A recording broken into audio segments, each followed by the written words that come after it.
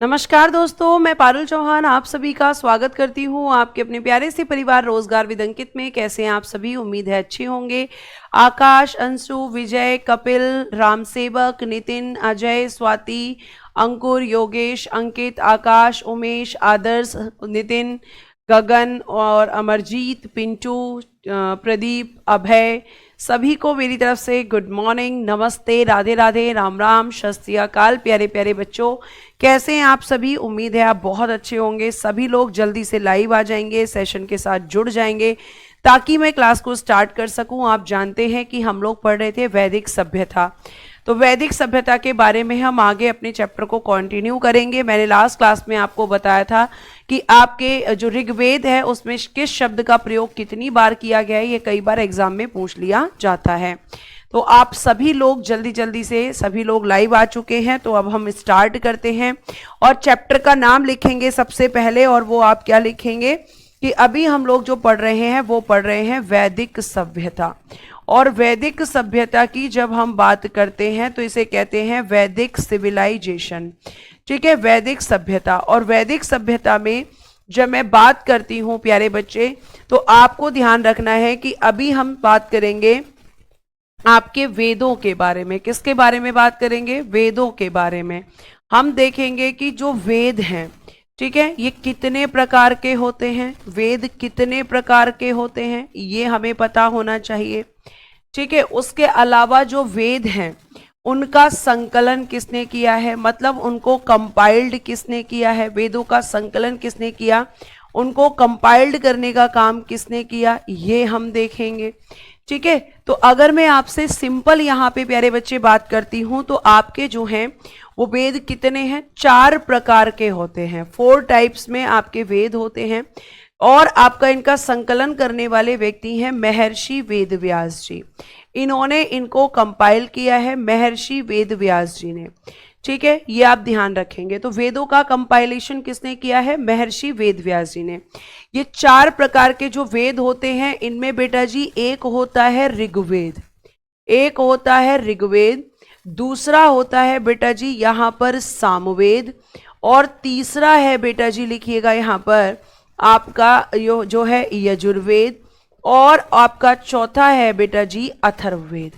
चौथा कैसा है? अथर्ववेद है। अब इसमें आप ये भी जान लीजिए कि एक क्वेश्चन ये पूछा जाता है कि वेद त्रयी किसको कहते हैं। ठीक है, एक कौन सा है? अथर्ववेद। तो आप ये भी जान लीजिए बेटा कि इसमें पूछा जाता है कि वेद त्रयी किसको कहते हैं, तो इन तीनों को कहा जाता है वेद त्रयी। इसमें आपका अथर्ववेद शामिल नहीं होता। वेद त्रयी हैं ऋग्वेद, सामवेद, यजुर्वेद, ये तीनों त्रय आपके क्या है? वेद त्रय। इसमें ऋग्वेद शामिल नहीं होता। फिर जो ऋग्वेद है बेटा ये आपका सबसे पुराना वेद है, यानी ओल्डेस्ट वेदा आपका कौन सा है? आप कहोगे मैम ऋग्वेद है। और आपका सबसे नया वेद कौन सा है? ठीक है, सबसे नया तो वो है आपका अथर्ववेद। तो अब हम क्या करेंगे, ये तो हमने ली एक जनरल सी इंफॉर्मेशन, ये तो हमने ली है एक जनरल सी इंफॉर्मेशन। अब हम यहाँ पे बात करेंगे कि भाई जो जनरल सी इंफॉर्मेशन हमने यहाँ पे ली है, तो आपका इसमें अब हम एक एक करके वेद पढ़ेंगे कि भाई ऋग्वेद में क्या क्या चीजें हैं। ठीक है, ऋग्वेद जो है उसमें किस किस चीज के बारे में हमें पढ़ना है, ऋग्वेद का ब्राह्मण ग्रंथ क्या होता है, ऋग्वेद को पढ़ने वाला कौन होता है। ठीक है, तो आप ये ध्यान रखेंगे बच्चे कि जब हम यहाँ पर बात करते हैं तो आपका जो सबसे पहला वेद है वो कौन सा है? मैम वो है हमारा ऋग्वेद, जिसके बारे में अभी हमने पढ़ा कि ये सबसे पुराना वेद है। मतलब सभी वेदों में सबसे पुराना वेद कौन सा है? ऋग्वेद है। ठीक है, और ऋग्वेद की रचना जो हुई है बेटा जी वो पूर्व वैदिक काल में हुई है। यानी ऋग्वेद के रचना की शुरुआत कब हो गई थी? पूर्व वैदिक काल में। ये आपको ध्यान रखना है। ऋग्वेद कौन से वैदिक काल से संबंधित है? पूर्व वैदिक काल से। तभी तो पूर्व वैदिक काल को या प्री वैदिक पीरियड को आपका ऋग्वैदिक पीरियड भी बोलते हैं। इसको क्या बोलेंगे? प्री वैदिक पीरियड। तो ऋग्वेद का संबंध किससे है? प्री वैदिक पीरियड से है मैम, प्री वैदिक पीरियड। और बाकी जो तीनों वेद हैं उनका उत्तर वैदिक काल से है, ठीक है, यानी पोस्ट वैदिक पीरियड।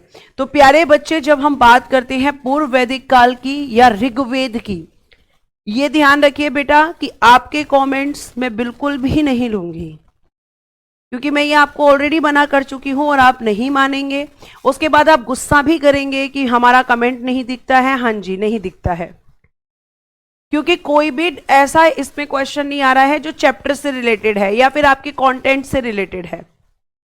और अगर आपको लगता है कि नहीं, हमें यहाँ पे कमेंट करना ही करना है, हमें टाइम वेस्ट करना ही करना है, तो योर चॉइस, ठीक है। मैं आपका कोई भी कमेंट नहीं लूंगी, क्योंकि मैं आपको बोल चुकी हूं कि कमेंट जो भी लिया जाएगा वो लास्ट के 5 मिनट में। पूरी क्लास का जो है पूरी क्लास का रिदम खराब हो जाता है, पूरी क्लास जो है डिस्टर्ब हो जाती है बीच में कमेंट लेने से। चलिए आगे देखिएगा, यहां पर प्री वैदिक पीरियड यानी कि प्री वैदिक काल, जब हम इसकी बात करते हैं तो इसमें किसकी रचना हुई है? ऋग्वेद की। और बाकी जो वेद हैं वो किससे संबंधित हैं? उत्तर वैदिक काल से संबंधित हैं। अब प्यारे बच्चे, जब हम वेदों की बात करते हैं तो ऋग्वेद में मंडल कितने हैं? ठीक है, तो आप कहोगे कि मैम इसके मंडल हैं 10। इसमें सूक्त कितने हैं? सूक्त क्या होते हैं बेटा? एक तरीके की प्रार्थनाएं होती हैं, तो ये है 1028। इसमें ऋचाएं कितनी है? ऋचाएं यानी कि मंत्रों की संख्या। ऋचाएं क्या होती हैं? एक तरीके से मंत्र होते हैं, इनकी संख्या कितनी होती है? तो बेटा कहीं आपको लिखा मिलेगा 10,462, कहीं आपको लिखा मिलेगा 10,532।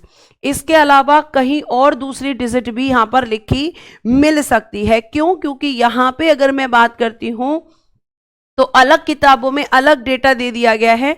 ज्यादातर अगर आप लूसेंट पढ़ेंगे तो उसमें 10,462 है, ठीक है, और 10,532 भी दे रखा है। इसके अलावा भी डिजिट्स मिल सकती हैं, तो आप ये ध्यान रखिएगा कि 10,462 ज्यादातर माना जाता है। तो इसमें जो मंत्रों की संख्या है और जो इसमें सूक्त हैं, जो प्रार्थनाएं हैं, आखिर ये किसके लिए हैं? तो बेटा जी देवी और देवताओं के लिए। किसके लिए हैं? देवी और देवताओं के लिए प्यारे बच्चे। यहां पर बिल्कुल मैंने कहा ना 10,580 भी लिखा हुआ मिल सकता है। मैंने तो पहले ही आपको बता दिया, मैंने आपको पहले ही बता दिया कि भाई इसके अलावा भी डिजिट्स आपको जो है लिखी हुई मिल सकती है। 10,580 भी आपको ध्यान रखना है, वो भी लिखा हुआ मिल सकता है, ठीक है। तो आप ये ध्यान रखेंगे कि यहां पर आपका जो ये आपका ऋग्वेद है तो ऋचाएं होती हैं मंत्र, और बेटा जी सूक्त होते हैं एक तरीके की प्रार्थनाएं, ठीक है। सूक्त क्या होते हैं? एक तरीके की प्रार्थनाएं, ये आप ध्यान रखेंगे। आगे देखिए, अब अगर मैं आपसे आगे की बात करती हूं बेटा, तो इसमें जो शब्द हैं यानी कि वर्ड्स कितने हैं? तो कहा जाता है कि लगभग 1.5 लाख। कितने शब्द हैं? लगभग हैं, अप्रोक्सीमेटली बताया है, एग्जैक्ट नहीं बताया। अप्रोक्सीमेटली कितने हैं बच्चे? 1.5 लाख वर्ड्स आपको देखने के लिए इसमें मिल जाएंगे। अब जो ऋग्वेद को पढ़ता है उसे क्या कहते हैं? मतलब जो रीडर होता है, पढ़ने वाला, ऋग्वेद को पढ़ने वाला कौन होता है? इसे कहेंगे मैम रीडर। तो ये कौन होता है? होत्र या होता। क्या कहेंगे बेटा? होत्र कह लीजिए या होता कह लीजिए। तो जो भी ऋग्वेद को पढ़ता है उसे कहते हैं होत्र या होता। उसे क्या कहते हैं? होत्र या होता कहा जाता है मैम, जो ऋग्वेद को पढ़ता है। अब इसमें सबसे इंपॉर्टेंट जो मंडल होते हैं जिनसे क्वेश्चंस आते हैं, हमें केवल इंपॉर्टेंट मंडल देखने हैं। जैसे क्वेश्चन आता है कि ऋग्वेद का जो तीसरा मंडल है उसमें क्या है? तो तीसरे मंडल में बेटा जी गायत्री मंत्र है। गायत्री मंत्र ओम भूर्भुवः स्वः जो आप पढ़ते हैं, और ये गायत्री मंत्र किसको समर्पित होता है, किसको डेडिकेटेड होता है? तो बेटा जी आप लिखना सूर्य देवता जी को या सावित्री देवी जी को, या सावित्री देवी जी को, इन दोनों को ये डेडिकेटेड होता है। और इसकी रचना किसने की है? गायत्री मंत्र को किसने लिखा है? तो इसकी रचना करने वाले हैं बेटा ऋषि विश्वामित्र जी। किसने की है? ऋषि विश्वामित्र जी ने मैम की है। ऋषि विश्वामित्र जी ने गायत्री मंत्र की रचना की है। ठीक है, फटाफट आप यहां पर इसको लिखेंगे, फिर हम आगे के मंडल की बात करेंगे। जो इंपॉर्टेंट मंडल हैं हम केवल उन्हीं को देखेंगे, सारे 10 के 10 मंडल हमें नहीं पढ़ने हैं, हमें केवल इंपॉर्टेंट चीजें पढ़नी है। प्लीज आप जल्दी से यहां पर फटाफट से लिखें।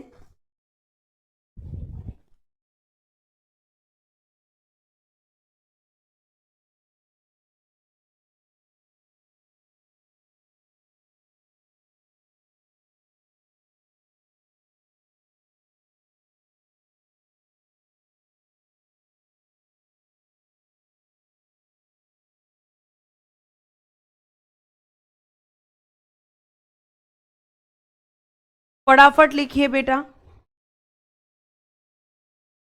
नोट हो गया है, बहुत बढ़िया, थैंक यू। ठीक है, आगे देखिए, तीसरे मंडल के बाद अगर हम बात करते हैं तो इसके चौथे मंडल में किसकी जानकारी मिलती है? चौथे मंडल में मैम कृषि की जानकारी मिलती है, कृषि की जानकारी हमें मिलती है। ठीक है, उसके अलावा सातवें मंडल में, जो सातवां मंडल है, उसमें बेटा जी दशराग्य युद्ध का वर्णन है। दशराग्य युद्ध किस नदी के किनारे हुआ था, जल्दी बताओ। दशराग्य युद्ध का वर्णन, ये आपको ध्यान रखना है। उसके अलावा बेटा जो इसका आठवां मंडल है उसमें किसकी बात की गई है? उसमें मैम हाथों से लिखी रचनाएं, हस्तलिखित रचनाएं जो हैं, जो हाथों से लिखी गई हैं, हस्तलिखित रचनाएं, जिन्हें बेटा जी क्या कहा जाता है? जिन्हें खिल कहा जाता है।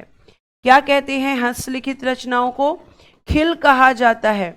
मैम उनके बारे में इसमें बात की गई है, यानी हस्तलिखित रचनाएं जो हाथों से लिखी गई रचनाएं हैं, जो बहुत बढ़िया मैम रावी या परुष्णी नदी के किनारे, जिस बच्चे ने बोला है बिल्कुल सही बोला है। ठीक है, तो आपका जो आपका आठवां मंडल है, एक सातवां मंडल हो चुका, आठवें मंडल में अगर हम बात करते हैं तो हस्तलिखित रचनाएं। ठीक है, हस्तलिखित रचनाओं को क्या कहते हैं? Handwritten composition. क्या कहते हैं? Handwritten composition, handwritten composition. आप इसकी इंग्लिश लिख लो, टफ वर्ड्स की इंग्लिश लिखवा रही हूं मैं। हैंड रिटन कंपोजिशन, ठीक है, ये आप ध्यान रखेंगे। तो इनको क्या कहा जाता है? इसमें आप कहोगे खिल कहा जाता है। तो आठवें मंडल में इसकी बात है। बेटा जब हम नौवें मंडल की बात करेंगे तो बच्चे इसमें सोम देवता जी की बात की गई है। सोम देवता को समर्पित है ये पूरा का पूरा नौवां मंडल। और जो 10वां मंडल है बेटा, इसमें किसकी बात की गई है? तो मैम इसमें 4 वर्णों की बात की गई है, 4 वर्णों की। अब ये 4 वर्ण कौन से हैं? तो मैम एक वर्ण हुआ करता था ब्राह्मण, एक हुआ करता था क्षत्रिय, एक हुआ करता था वैश्य, और एक हुआ करता था मैम शूद्र।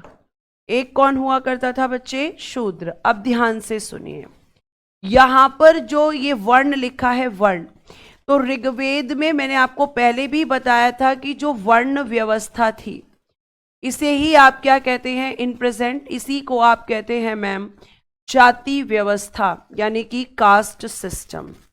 इसी को मैम हम इन प्रेजेंट कहते हैं कास्ट सिस्टम, यानी वर्ण व्यवस्था को। तो ये यहां पर कैसी थी? आपने बताया था कि मैम ये कर्म आधारित थी, यानी बेस्ड ऑन कर्मास, कर्म पर आधारित व्यवस्था थी यहाँ पर। और यहाँ पे जो जैसा कर्म करता था उसको वैसा ही यहाँ पर उसी कैटेगरी में डाला जाता था, ये आपको ध्यान रखना है। तो अब ये जो ब्राह्मण है, ब्राह्मण का काम हुआ करता था यज्ञ करना, ज्ञान देना। तो ये काम जो भी व्यक्ति करता था, जो इस तरीके का कर्म करता था जो ब्राह्मण के करने का है, तो वो ब्राह्मण कहलाता था। जो क्षत्रिय होता था उसका काम क्या होता था? क्षत्रिय, मतलब जिसके भुजाओं में बल हो, मतलब जो हमारी रक्षा करता था, ये आपको ध्यान रखना है। और अगर मैं आपसे यहां पर बात करती हूं तो वैश्य कौन होते थे? जो व्यापार करते थे। अब व्यापार किसी भी चीज का किया जा सकता है, तो व्यापार करने वाले जो लोग थे वो कौन थे? वैश्य हुआ करते थे। और शूद्र क्या करता था? इन तीनों की सेवा। जैसे शूद्र लोग जो हैं उनको बहुत निचले स्तर का माना गया है। कब से? उत्तर वैदिक काल से कहा गया कि ये जो शूद्र लोग होते हैं ये लोग क्या करते हैं? हमारे घरों में सफाई का काम करते हैं, ठीक है। उसके अलावा जो आपकी डेड बॉडीज होती हैं उनको जलाने का काम करते हैं। तो आप ये चीजें ध्यान रखेंगे बच्चे कि ये जो 4 वर्ण है यहां पर ये आपके कर्म पर आधारित था। लेकिन जब हम आगे बढ़ते हैं और हम आगे बात करेंगे इस जाति व्यवस्था या वर्ण व्यवस्था की, अगर मैं उत्तर वैदिक काल में बात करूंगी तो उत्तर वैदिक काल में क्या कॉन्सेप्ट आएगा? उत्तर वैदिक काल में जो कास्ट सिस्टम है, उत्तर वैदिक काल में जो जाति व्यवस्था है वो क्या हो जाएगी? जन्म पर आधारित, यानी ब्राह्मण का बेटा ही ब्राह्मण होगा, यानी ब्राह्मण का बेटा ही ब्राह्मण होगा। ये वाला कॉन्सेप्ट आ जाएगा, ये आप ध्यान रखेंगे। ये वाला कॉन्सेप्ट आ जाएगा, ये चीज आप ध्यान रखेंगे। और आपको मैं ये बता दूं कि इनके जो कर्तव्य हैं, ठीक है, इनके जो कर्तव्य हुआ करते थे, इनकी जो ड्यूटीज थी, ठीक है, कर्तव्य को क्या कहते हैं बेटा जी? इनकी जो ड्यूटीज थी ये कहां पर बताई गई हैं? इनके कर्तव्य धर्म सूत्र में बताए गए हैं। कहां बताए गए हैं? धर्म सूत्र में बताए गए हैं। ये ध्यान रखिएगा कि किसकी क्या ड्यूटी है, ये कहां बताया गया है? धर्म सूत्र में। और बेटा एक चीज और ध्यान रखना कि ये जो वर्ण शब्द आपने पढ़ा, तो वर्ण शब्द का सर्वप्रथम प्रयोग कहां हुआ है? तो वर्ण शब्द का सर्वप्रथम प्रयोग हुआ था पुरुष सूत्र में। सर्वप्रथम प्रयोग कहां पर हुआ था? तो आप कहोगे मैम पुरुष सूक्त में। पुरुष सूक्त में वर्ण वर्ड का फर्स्ट टाइम यूज किया गया था, पुरुष सूक्त में।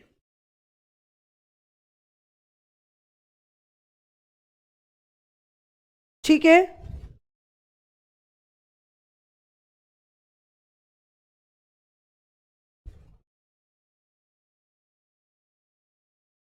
लिखिए फटाफट, फिर हम आगे बढ़ते हैं। नहीं बेटा अनु, मैंने सैटरडे क्लास नहीं ली थी, इस सैटरडे नहीं ली थी, लेकिन नेक्स्ट वीक से मेरी क्लास सैटरडे भी होगी, ठीक है। इस वीक मैंने बेटा सैटरडे क्लास नहीं ली थी।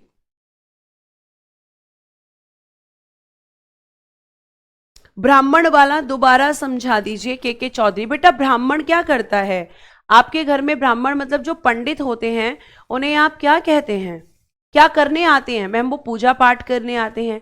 अब पहले जो ब्राह्मण होते थे वो शिक्षा का भी काम करते थे, ठीक है के चौधरी जी। तो ब्राह्मण का काम आपके घरों में यज्ञ पूजा पाठ करना और उसके अलावा लोगों को शिक्षा देना, ये ब्राह्मण का ही काम होता था, ठीक है। ये आपको ध्यान रखना है। आगे चल सकते हैं बच्चे, आगे चलिए। आगे हम, अगर आप समझ आ गया है के चौधरी तो यस लिख के भेज देना, ठीक है। अब आगे देखिए, आप लोगों ने लिख लिया है, ऐसा भी आपका कमेंट आ चुका है। अब बेटा जो ऋग्वेद है, ठीक है, इस ऋग्वेद का होता है उपवेद। ऋग्वेद का उपवेद क्या है? ये क्वेश्चन पूछा जा सकता है कि ऋग्वेद का उपवेद क्या होता है। तो ऋग्वेद का उपवेद है बेटा जी आयुर्वेद। क्या है? आयुर्वेद। ध्यान से सुनना, ऋग्वेद का उपवेद क्या है? आयुर्वेद। लेकिन सुश्रुत एक व्यक्ति हैं, ठीक है, सुश्रुत के अनुसार, अकॉर्डिंग टू सुश्रुत,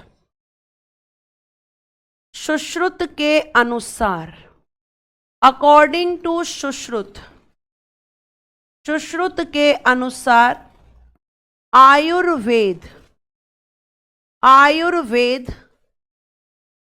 अथर्ववेद का उपवेद है।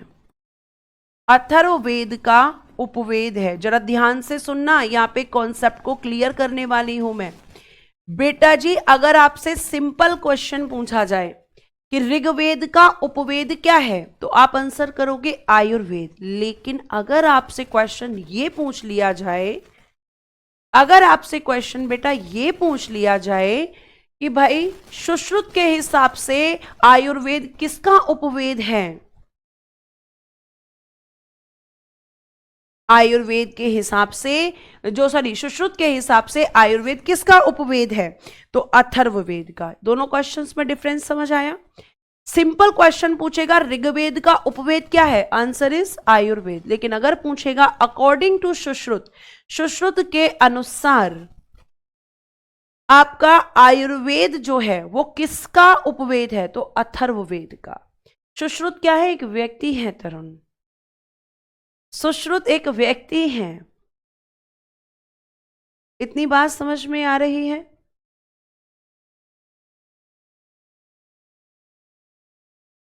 बेटा सबके काम मैंने अभी डिफाइन किए हैं आपको। अगर आप फोकस होकर नहीं सुनेंगे तो चीजें समझ में नहीं आएंगी। मैं आपको एक बार दोबारा बता देती हूं, मैं दोबारा आपको बता देती हूं, लेकिन ध्यान से सुनिए। अगर आप ध्यान से नहीं सुनेंगे तो चीजें समझ में नहीं आएंगी। इसीलिए आपको कमेंट से दूर रखने के लिए मैं आपको बोलती हूं। देखो, मैंने बताया ब्राह्मण, ब्राह्मण का काम है पूजा पाठ करना और आपको शिक्षा देना। क्षत्रिय मतलब एक तरीके से ऐसा व्यक्ति जो आपकी सुरक्षा करता है, जिसके बाजुओं में दम होता है, वही तो सुरक्षा कर पाएगा।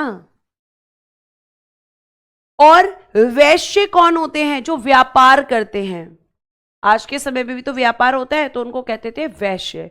और जो शूद्र होते हैं वो इन तीनों की सेवा करते हैं। वो क्या करते हैं? इन तीनों की सेवा करते हैं।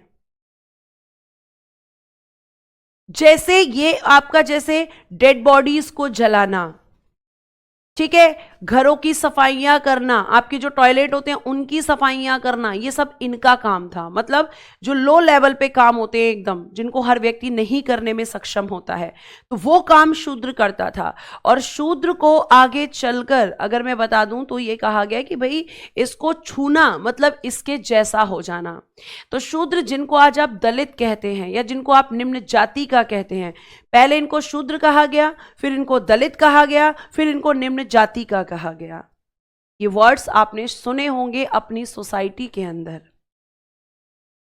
ठीक है। तो ये जो भी जैसा काम करता था उसके अकॉर्डिंग उसकी जाति निर्धारित होती थी। लेकिन कब? ऋग वैदिक काल में या पूर्व वैदिक काल में। लेकिन जब उत्तर वैदिक काल आया, तो उत्तर वैदिक काल में प्यारे बच्चे आपको ध्यान रखना है कि उत्तर वैदिक काल में आपका बोल दिया गया कि भैया अब ऐसा नहीं होगा कि जो जैसा काम करेगा वैसी जाति में आ जाएगा। नहीं, अब जो है जिसका जन्म जिसके घर में होगा, मतलब ब्राह्मण का बेटा ब्राह्मण ही होगा, क्षत्रिय का बेटा क्षत्रिय ही होगा, वैश्य का बेटा वैश्य ही होगा, शूद्र का बेटा शूद्र ही होगा। मतलब जन्म पर उनके काम आधारित कर दिए। यहां पर काम पर आधारित जाति व्यवस्था थी और यहां जन्म पर आधारित जाति व्यवस्था हो गई। ठीक है, अब आपको समझ में आ गया है। अब प्यारे बच्चे, अगर मैं आपसे बात करती हूं, ये देखिए बेटा, इमोशनल नहीं होना है। जो आपके शब्द लिखे गए हैं, कोई भी ऐसा शब्द मैंने क्लास में नहीं बोला है जो किताबों में नहीं है। शूद्र शब्द आपका किताब में है, दलित शब्द आपका किताब में है, और निम्न जाति शब्द भी आपका किताब में है। अब आप इसको लेकर भी मुझे क्रिटिसाइज करोगे तो ये तो बहुत गलत बात है। फिर तो मैं आपको बता ही नहीं पाऊंगी, समझा ही नहीं पाऊंगी। अपने दिमाग के दरवाजे खोलकर क्लास में बैठो बेटा। खुद को आपको सेंटर में नहीं रखना है। आपको खुद को नहीं रखना है कि ये सब मेरे लिए बोला जा रहा है। अगर आप ऐसा करोगे तो इतिहास को कभी समझ ही नहीं पाओगे। आपको नहीं बोला जा रहा है, स्पेशली किसी बच्चे के लिए ये चीजें नहीं बोली जा रही हैं, या स्पेशली किसी जाति को क्रिटिसाइज नहीं किया जा रहा है। आप मुझे बस ये बता दीजिए कि मैम यहां पर ये जो शब्द आपने बोला है ये किसी किताब में नहीं है। बहुत सोच समझ के हम लोग बेटा शब्दों का प्रयोग करते हैं ताकि किसी भी बच्चे को ऐसा ना लगे कि उसके साथ गलत किया जा रहा है। आपको अपने दिमाग के दरवाजे खोल के बैठना होगा, क्योंकि अभी हम बहुत सारी बातें ऐसे करेंगे इतिहास में जो शायद आपको पसंद नहीं आएंगी, लेकिन पढ़ना तो पड़ेगा ना, वो आपको समझना पड़ेगा। बेटा आप एक कॉम्पिटिटिव एग्जाम की तैयारी कर रहे हो। आगे चले, तो यहां पे आपने ये देखा कि उपवेद क्या होता है, ऋग्वेद का, तो मैम आयुर्वेद। लेकिन सुश्रुत के अकॉर्डिंग आयुर्वेद किसका उपवेद है, तो मैम अथर्ववेद का। ठीक है, आगे चलिए। अब मैं आपको यहां पे ये बता चुकी हूं कि इसकी जो रचना की शुरुआत हुई थी ऋग्वेद की, वो आपका पूर्व वैदिक काल में शुरू हो गई थी। लेकिन ये खत्म क्यों हुआ था, खत्म कब हुआ था, तो उत्तर वैदिक काल। अब मतलब हम कह सकते हैं कि जो बाकी वेद हैं वो हम किस में पढ़ेंगे, उत्तर वैदिक काल में। हम पढ़ेंगे मैम उत्तर वैदिक काल में बाकी के वेद। जैसे उत्तर वैदिक काल मतलब पोस्ट वैदिक पीरियड। और जब हम इसकी बात करेंगे बेटा तो ध्यान रखिएगा कि पोस्ट वैदिक पीरियड में आप सबसे पहले एक हेडिंग दीजिएगा सामवेद। इंग्लिश में भी इसको बोलेंगे सामवेदा। ठीक है, अब ध्यान से सुनो प्यारे बच्चे। अगर मैं आपसे आगे बात करती हूं तो आप देखेंगे कि यहां पर उत्तर वैदिक काल में जब हम सामवेद की बात करते हैं तो सामवेद बेटा जी एक ऐसा वेद है जिसमें किसकी बात की गई है, संगीत की, म्यूजिक की। इसे क्या कहा जाता है, संगीत का जनक, फादर ऑफ म्यूजिक इस वेद को कहा जाता है, फादर ऑफ म्यूजिक कहा जाता है। कहा जाता है कि आज आप जो संगीत सुनते हैं उसका जनक ये सामवेद ही है। और बच्चे इस सामवेद में ही आप जो वर्ड सुनते हो सा, रे, गा, ठीक है, मा, ठीक है, पाधानी, तो ये कहां पर है, सामवेद में ही है। ये कहां पर है प्यारे बच्चे, सामवेद में ही है। ये आपको ध्यान रखना है, सारे गामा। ठीक है, अब यहां पे आता है कि जो सामवेद है इसको पढ़ने वाला कौन होता है, इसके पढ़ने वाले को क्या कहा जाता है, यानी कि रीडर जो इसको पढ़ता है उसको क्या कहते हैं, सामवेद को पढ़ने वाला कौन होता है, तो बेटा जी उद्रात या उद्गाता।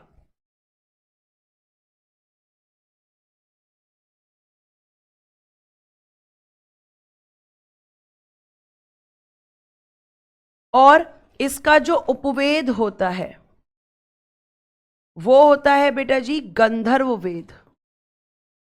गंधर्व वेद इसका उपवेद है। ठीक है, ये आपको एक मिनट, सॉरी, अच्छा उद्रात पूरा नहीं लिखा है मैंने, उद्रात।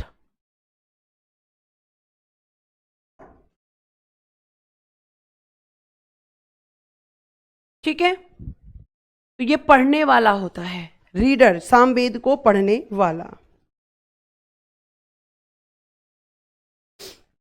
और एक क्वेश्चन और पूछा जाता है कि सामवेद किस वेद पर आधारित है, ऋग्वेद पर आधारित वेद, ऋग्वेद पर आधारित वेद है ये, बेस्ड ऑन ऋग्वेदा। ऋग्वेद पर आधारित वेद कौन सा है मैम, सामवेद।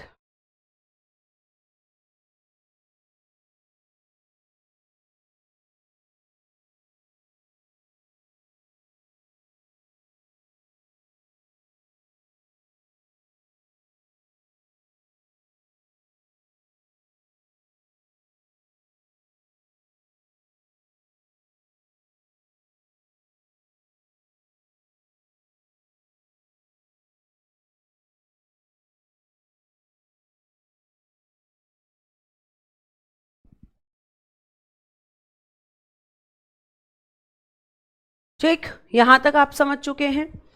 अब इसके बाद में बच्चे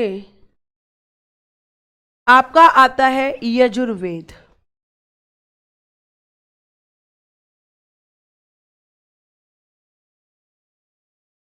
यजुर्वेदा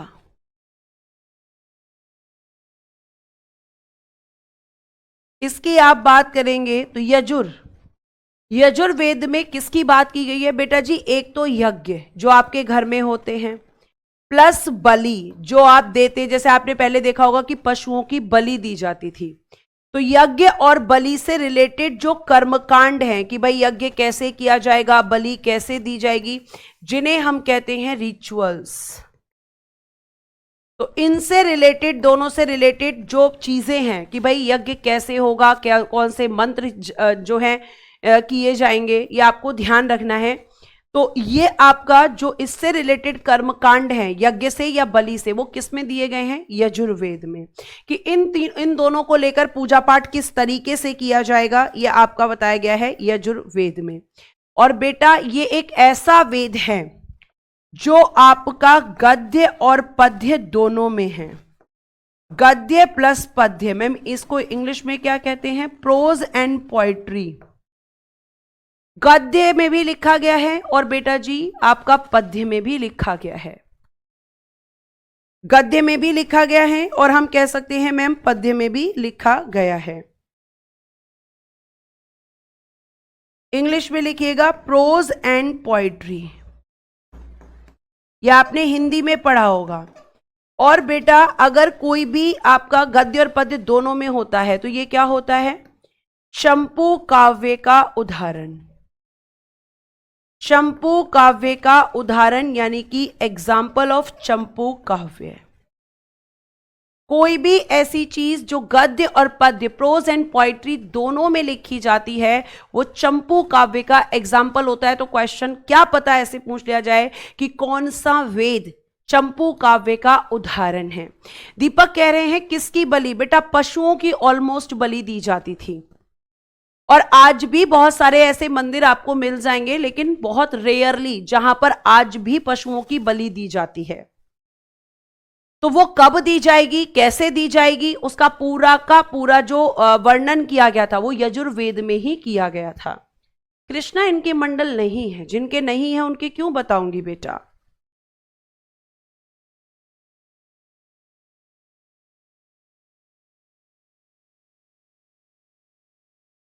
ठीक है, इतना लिखिए फिर हम आगे चलते हैं। फटाफट लिखिए, फटाफट।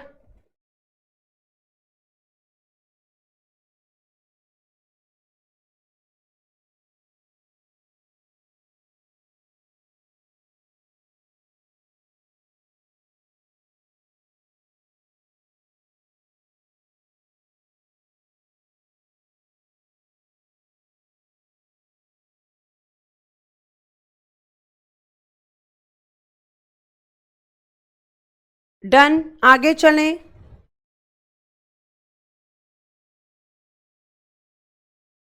लिख लिया।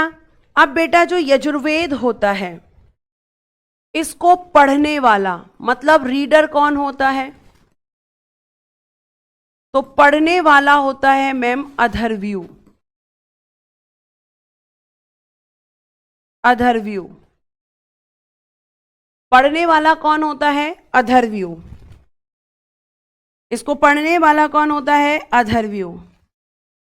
इसका उपवेद कौन सा होता है? मैम धनुर्वेद, जिसमें आपको धनुष और बाण को चलाने की शिक्षा दी जाती है, जिसमें आपको धनुष चलाना सिखाया जाता है, उसे कहते हैं धनुर्वेद। आमिर बेटा अभी मैंने बताया कि चंपू काव्य आप उसको कहते हैं जब कोई चीज प्रोज एंड पोएट्री, गद्य और पद्य दोनों में लिखी जाती है। ठीक है, जब दोनों में कोई चीज होती है, जैसे कुछ चीजें केवल प्रोज में होती हैं, कुछ केवल पोएट्री में होती हैं, तो उनको आप चंपू काव्य नहीं कह सकते। लेकिन कोई भी ऐसी चीज जो प्रोज एंड पोएट्री दोनों में लिखी जाती है, उसे हम चंपू काव्य कहते हैं। चंपू काव्य। ठीक है, तो उपवेद क्या होता है इसका? धनुर्वेद होता है। और आपको मैं ये बता दूं कि ये जो यजुर्वेद है, इस यजुर्वेद की 2 शाखाएं हैं। और ये क्वेश्चन पूछा जाता है, प्रीवियस ईयर में पूछा गया है कांस्टेबल के एग्जाम में। कौन कौन सी हैं? तो एक होता है कृष्ण यजुर्वेद और एक होता है शुक्ल यजुर्वेद। तो इसकी 2 शाखाएं होती हैं, कृष्ण यजुर्वेद और बेटा जी शुक्ल यजुर्वेद। ये क्वेश्चन प्रीवियस ईयर में पूछा गया है, आपको ध्यान रखना है इसके बारे में। ठीक है,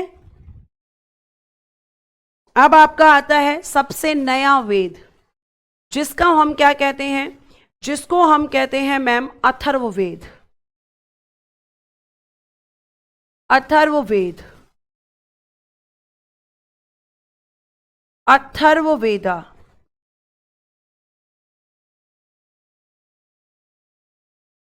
अथर्ववेदा ये आपका क्या है? सबसे नया वेद।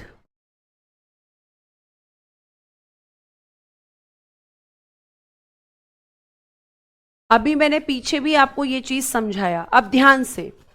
अथर्ववेद की जब हम बात करते हैं प्यारे बच्चे, तो लिखिएगा कि इसे ब्रह्मवेद भी कहा जाता है। ब्रह्मवेद भी कहा जाता है।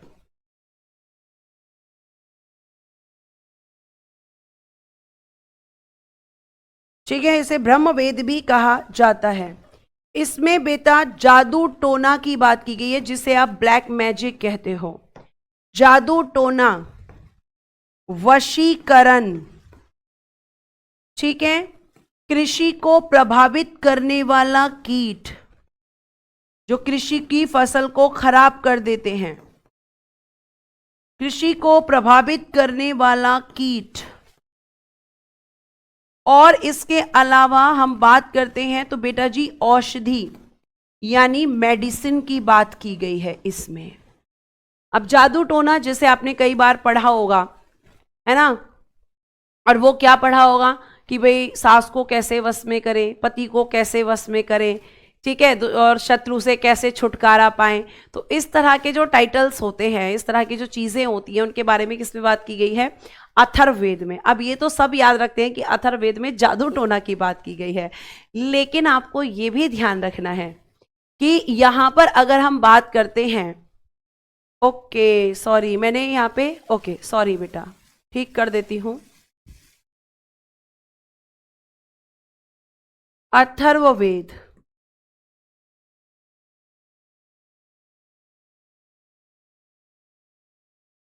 अथर्ववेदा, ठीक है। तो आपको यह ध्यान रखना है कि इसकी तो बात की ही गई है, लेकिन इसके अलावा बच्चा इसके अंदर जो आपकी कृषि होती है ना, जो फसल आपके किसान लोग उगाते हैं, हाँ, मन चाहा प्यार पाए, बताओ ये कैसे भूल गई मैं, ये तो मुझे सबसे पहले बताना चाहिए था, है ना। तो उसको तो यहाँ पे करते ही हैं कृषि। अब जो कृषि है, कृषि को प्रभावित करने वाले जो कीट हैं, जो आपकी फसल को बर्बाद कर देते हैं, उसकी भी जानकारी इसमें दी गई है, और साथ साथ औषधि यानी मेडिसिन की बात भी इसमें की गई है। ये आपको ध्यान रखना है, ठीक। तो ये आप चीजें ध्यान रखेंगे बच्चा, ये आपको पता होना चाहिए। तो ये अथर्ववेद में यहां पर की गई है। उसके बाद इसको जो पढ़ने वाला होता है, अथर्ववेद को पढ़ने वाला, उसको कहते हैं ब्रह्म। इसको पढ़ने वाला कौन होता है? तो आप कहोगे उसको कहते हैं मैम ब्रह्म। और बच्चे इसका उपवेद कौन सा होता है? तो इसका उपवेद है शिल्पवेद। इसका उपवेद है बेटा जी शिल्पवेद,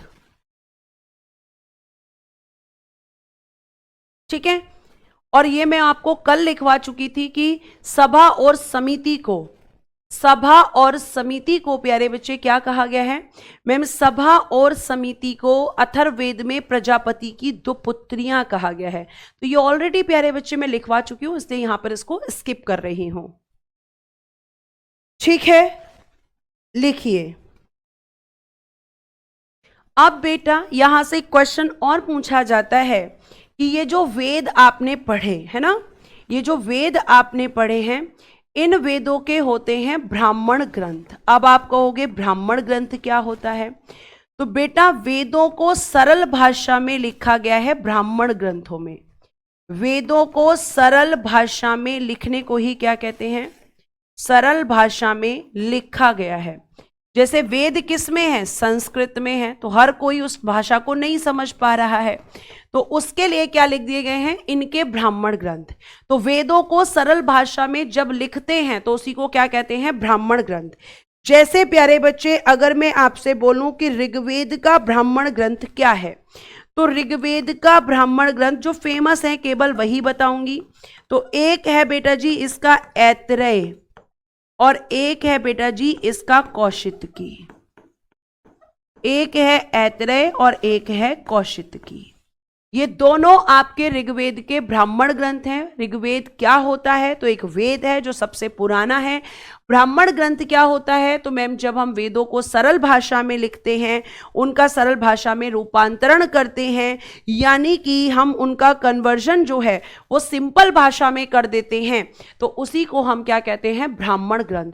तो ऋग्वेद के जो सिंपल भाषा में लिखे गए ब्राह्मण ग्रंथ हैं वो कौन कौन से हैं? ऐत्रेय और कौशितकी। उसके बाद में आता है सामवेद, तो इसका है पंचविश। पहले आप इतना लिखिए तभी तो मैं आगे बढ़ पाऊंगी। लिखिए फटाफट।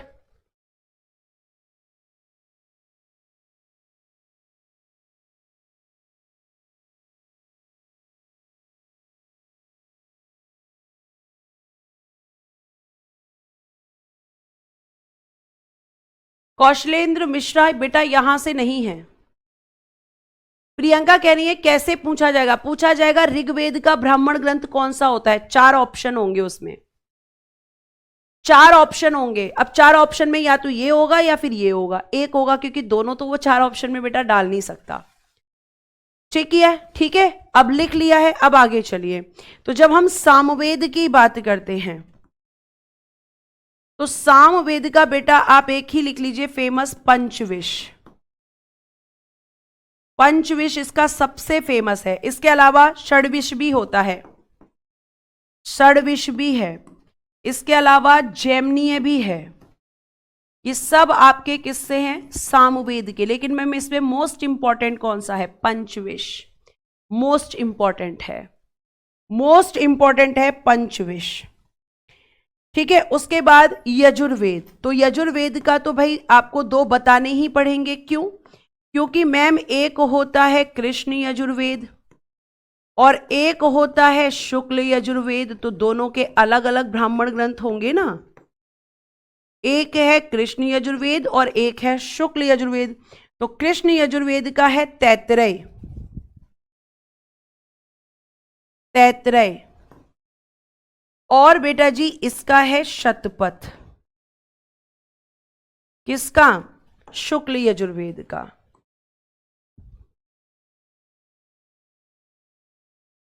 ठीक है, उसके बाद बेटा जी अथर्ववेद। तो अथर्ववेद का होता है गोपथ। अथर्ववेद का क्या है बेटा? मैम गोपथ है।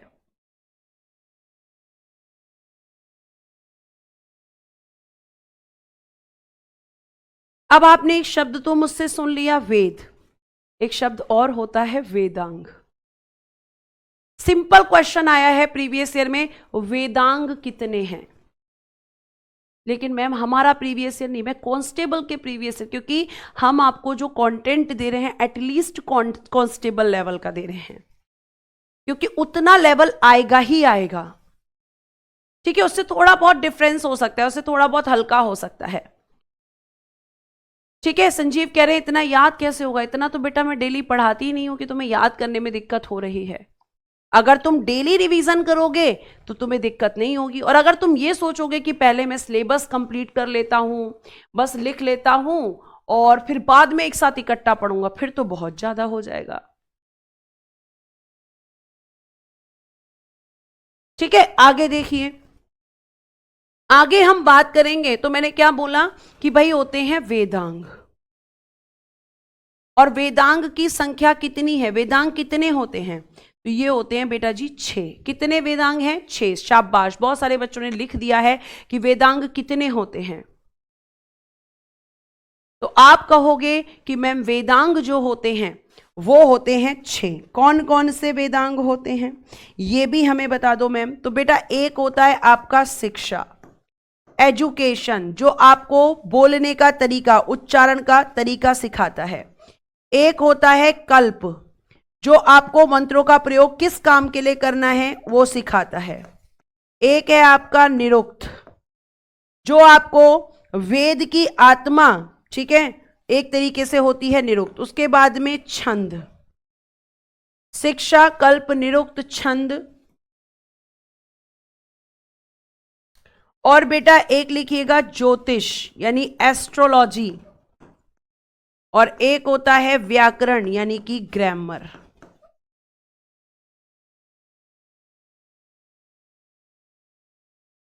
ठीक है, अब मैं आपको बताती हूं क्या होता है। जैसे आपका शिक्षा, शिक्षा मतलब एजुकेशन, जो आपको क्या सिखाता है, बोलने का तरीका, उच्चारण करने का तरीका, कि किस तरीके से किसी भी चीज को बोलना है।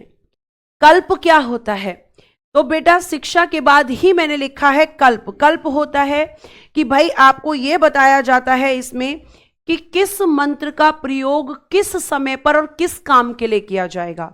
ऐसा नहीं कि आप किसी भी मंत्र का प्रयोग कहीं भी कर दोगे, नहीं। फिर आपका अगला शब्द लिखा है, कौन बच्चा है ये जो कह रहा है 7 हो गए, ये तो बेटा 6 हैं, 7 कैसे हो गए? 2 4 6 दिख रहे हैं मुझे, तो तुम्हें 7 कैसे दिख रहे हैं अजय? कहां दिमाग है बेटा तुम्हारा? ठीक है, तो निरुक्त क्या होता है, एक तरीके से वेद की आत्मा है ये, जो हमें बताता है किस शब्द का प्रयोग कहां पर होगा। छंद, छंद का मतलब जो हमें रचना, मतलब जो लिखना सिखाता है, किस तरीके से चीजों को लिखना है। ज्योतिष, एस्ट्रोलॉजी, ज्योतिषी तो सुनी होगी ना। उसके बाद में व्याकरण मतलब ग्रामर,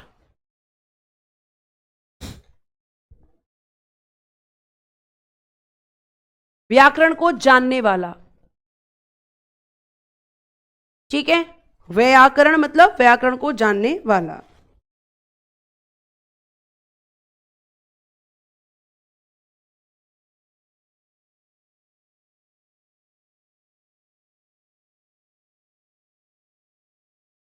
क्लियर है? आपसे मीनिंग नहीं पूछा जाएगा, जो नहीं पूछा जाएगा उसको लिखने की जरूरत नहीं है।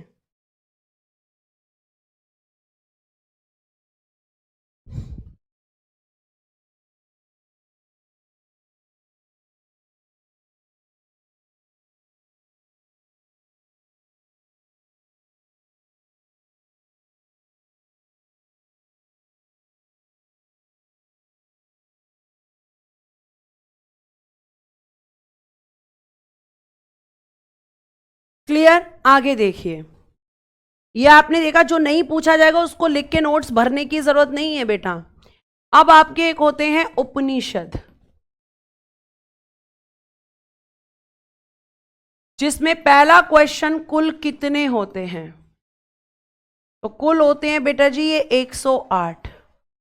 कितने उपनिषद होते हैं? 108। और इससे एक सिंपल क्वेश्चन पूछा जाता है कि उपनिषद का अर्थ क्या होता है, तो इसका अर्थ होता है गुरु के समीप, गुरु के समीप बैठकर शिक्षा प्राप्त करना,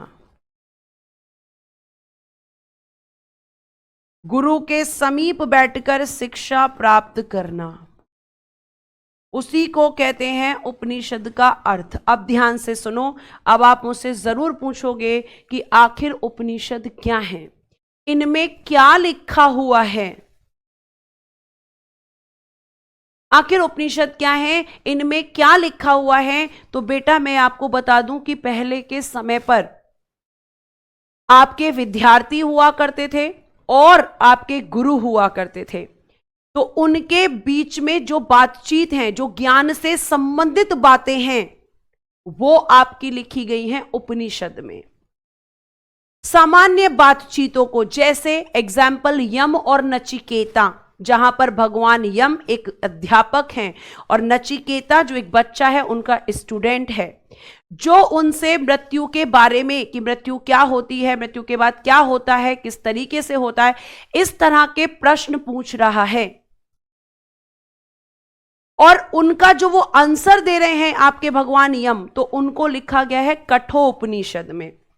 ऐसे ही एक विद्वान महिला है गार्गी, और उनके साथ में एक विद्वान ऋषि हैं याज्ञवल्क्य, तो उन दोनों के बीच में विद्वान कौन है उन दोनों में से ज्यादा, और वो किस, मतलब जो बात कर रहे हैं आपस में, उनके बारे में किस में लिखा गया है? बृहदारण्यक उपनिषद में।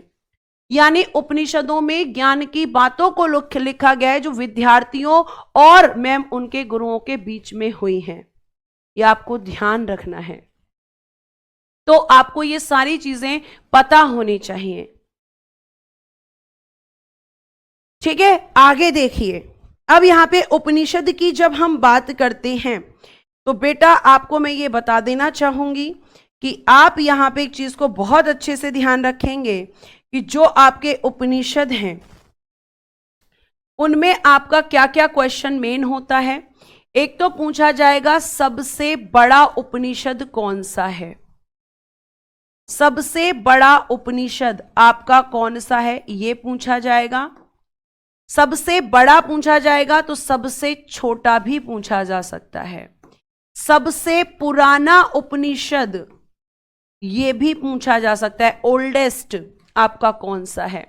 आपसे ये पूछा जाएगा कि आपका सत्यमेव जयते शब्द है, सत्यमेव जयते शब्द ये आपका किस उपनिषद से लिया गया है, जिसका अर्थ है सत्य की ही जीत होती है। एक पूछा जाएगा कि यम नचिकेता संवाद, यानी यम और भगवान यम और नचिकेता जो एक बच्चा है उनके बीच के जो डायलॉग्स हैं वो किस उपनिषद में लिखे गए हैं। गार्गी जो कि एक विदुषी महिला है, एक विद्वान महिला है, और एक ऋषि है याज्ञवल्क्य, इन दोनों के बीच का जो संवाद है, इन दोनों के बीच के जो डायलॉग्स हैं वो कहां पर लिखे गए हैं। ये आपका सारे क्वेश्चंस यहां से बनते हैं बेटा, ये सारे क्वेश्चंस यहां से बनते हैं। ठीक है, एक पूछा जाएगा कि आपका एक वर्ड आता है तमसो मां ज्योतिर्गमय, यानी अंधकार से प्रकाश की ओर, तमसो मां ज्योतिर्गमय, ये शब्द आपका किस उपनिषद में है। अंधकार से प्रकाश की ओर इसका मतलब होता है अंधकार से प्रकाश की ओर, तो ये आपका किस उपनिषद में है। अंधकार से प्रकाश की, अंधकार से प्रकाश की ओर, ये आपका कहां पे है। और आपका एक क्वेश्चन और पूछा जाता है कि आपके जीवन में 4 आश्रम होते हैं, 4 आश्रम, तो 4 आश्रम का वर्णन किस उपनिषद में है, ये आपके क्वेश्चंस बनते हैं। इनका आंसर होगा बेटा सबसे बड़ा उपनिषद है बृहदारण्यक उपनिषद, बृहदारण्यक। सबसे छोटा मांडुक्यो उपनिषद, मांडुक्यो उपनिषद, ठीक है। और बेटा सबसे पुराना माना जाता है छांदोग्य, या कई बार ऐसा हो सकता है कि आप सर्च करो तो बृहदारण्यक भी आपको लिखा हुआ मिल जाए, लेकिन माना छांदोग्य ही जाता है। ठीक है, इन दोनों में से कोई एक ही ऑप्शन होगा, और दोनों होंगे तब क्या करेंगे, तब छांदोग्य लगाएंगे। सत्यमेव जयते बेटा जी मुंडको उपनिषद, मांडुक्यो उपनिषद अलग है और मुंडको उपनिषद अलग है, ध्यान रखना। यम नचिकेता संवाद कठो उपनिषद में, गार्गी याज्ञवल्क्य संवाद तमसो मां ज्योतिर्गमय, दोनों वर्ड्स आपके बृहदारण्यक में, बृहदारण्यक उपनिषद में है। और 4 आश्रमों का वर्णन बेटा जी ज्वालो उपनिषद में है, ज्वालो उपनिषद, ये लास्ट है आज, कल फिर आगे पढ़ेंगे ज्वालो उपनिषद। और जो आपके 4 आश्रम हैं वो कौन कौन से होते हैं, तो मैम सबसे पहला आश्रम होता है ब्रह्मचर्य, फिर होता है मैम गृहस्थ, फिर होता है मैम वानप्रस्थ, और फिर होता है मैम सन्यास। ये 4 आश्रम ज्वालोपनिषद में बताए गए हैं। ब्रह्मचर्य 0 से 25 वर्ष की आयु तक, जिसमें व्यक्ति शिक्षा ग्रहण करता है और ब्रह्मचर्य का पालन करता है। गृहस्थ होता है 25 से 50, जिसमें व्यक्ति गृहस्थ जीवन को जीता है। फिर 50 से 75 वानप्रस्थ होता है, और फिर 75 से 100 बेटा जी आपका सन्यास होता है। आजकल इतना तो कोई जीता ही नहीं है। तो ये आपके 4 आश्रम किस उपनिषद में इनका वर्णन है, ज्वालो उपनिषद में है।